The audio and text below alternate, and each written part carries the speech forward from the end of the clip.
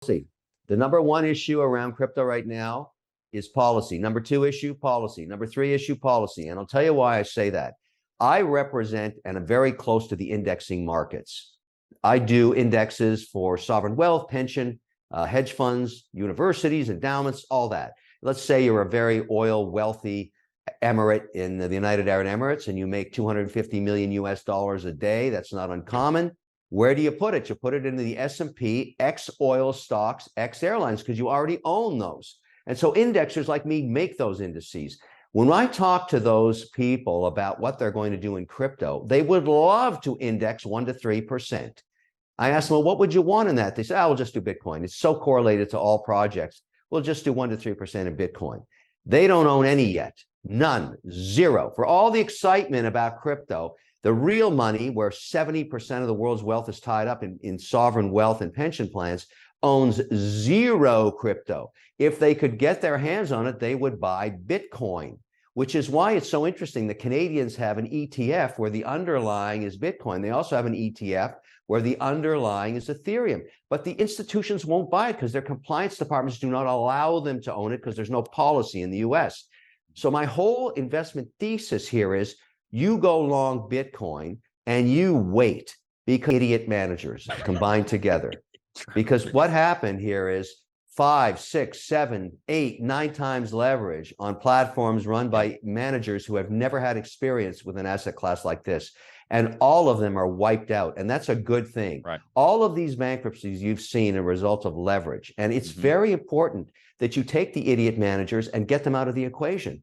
All the idiots are gone. And what's left are managers that understand the volatility of Bitcoin and the risk inherent with leverage. And so those days are gone forever. Also, these algorithmic stable coins gone forever. 60 billion erased. It was decentralized, so it wasn't just in the US, but all the idiot managers are gone, and that's a great thing. And I would argue that the industry is much stronger for it. Let's talk about what you brought up there with Bitcoin miners, because the worst has not yet happened. Many of these miners got into contracts where they couldn't fund the purchase of stacks, machines. And so what they did when Bitcoin was up at $25,000 to $30,000 is agreed with contracts saying, if you lend me the machines, I'll pay you back on the awards with a floor of 25,000 or a floor of 27,000. Guaranteeing a Bitcoin price is an idiot manager. And so what happened there was now they're sitting with these contracts. They've got the stacks. They're being awarded coins, but they have to give them up at a price that's 20, 30, 40% higher than what Bitcoin's trading at. So they're effectively, every time they get awarded, on their way to bankruptcy. So you're going to see a lot of this happen, a lot of machines coming on the market. The prices have come way down on Bitmains and everything else. And it's around just tying miners to the grid.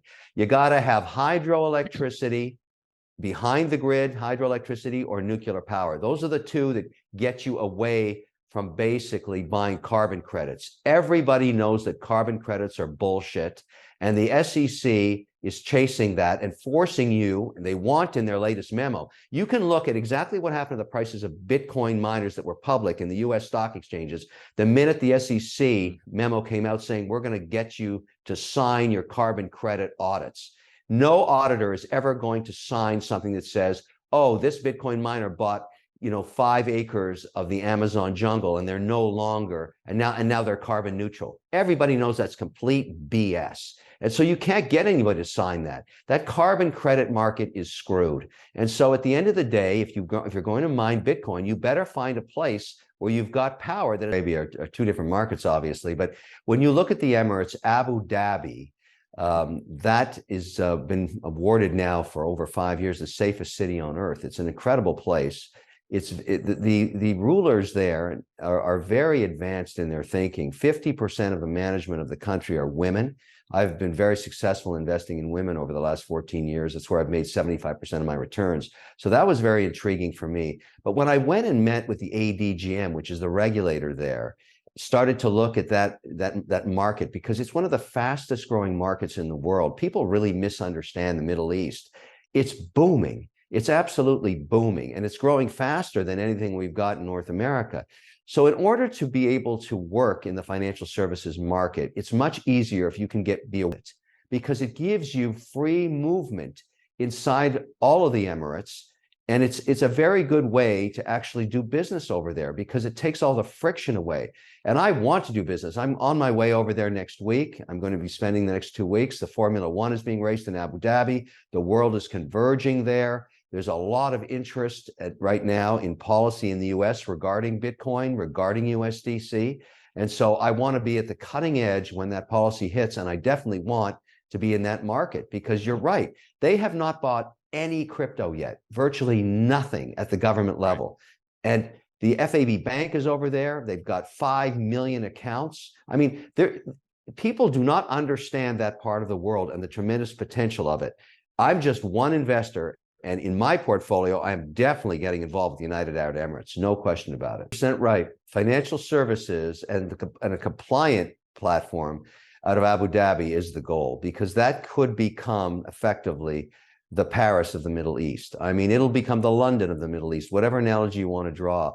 It is very pro-business, very low regulations. All they want is compliance with the countries they do business with. So the UAE is not going to be rogue on crypto because they do so much business with the United States and the SEC. So they're waiting for policy. You know, if you look at what happened with the SEC and the OSC, here's a case study, you know, a use case we should think about. The OSC is the equivalent of the SEC except in Canada. The Canadians were the first to award a broker-dealer attached to a crypto exchange in the world. They did it in Ontario, and they made it compliant. So every Canadian citizen can open an account and buy Bitcoin in a compliant fashion in every province. Now, that order was generated by the OSC under the auspices, one assumes, of the SEC. So they buy it as a stock, they can buy the coin itself. There's all kinds of ways for them to own it. Whether you're an institution in Canada or an individual, it's compliant, it's legal, and it's reported to the tax authorities. The UAE is no different. They're looking at that policy saying, this could work for us too. The only thing for them is they want to see the SEC issue the policy so they know how to stay within the borders of a country they do so much business with. The majority of the money that comes out of the United Arab Emirates or Saudi Arabia ends up in the S&P 500, which is regulated by the SEC. So all of this leads back to what you and I were talking about earlier. Policy, policy, policy. If you're someone who believes that the only way to enjoy owning crypto is on a decentralized rogue basis without any compliance, you're nuts, because the amount of value that we could get by getting policy in this would take Bitcoin past $100,000 eventually, which is why everybody owns it in the first place. But there's no way it's going there until there's an institutional sovereign wealth bid. 2023, bipartisan bill legalizing and regulating stablecoins backed by the US dollar and treasury bills. 100% that's going to happen. I may get the timing wrong by a few months, but the reason that would happen is in the economic warfare we're getting involved with in China, where the Chinese are trying to digitize their currency. I would never own that currency. I would never trade it. I would never even put it on my blotter, ever. I would never do anything with that. I need something that is backed the faith of the US dollar and regulated. And that would be a stable coin that's audited every 30 days that has either one-to-one with the US dollar or any treasury bills in it are a duration less than 12 months. That's what the act says. It's a very simple act.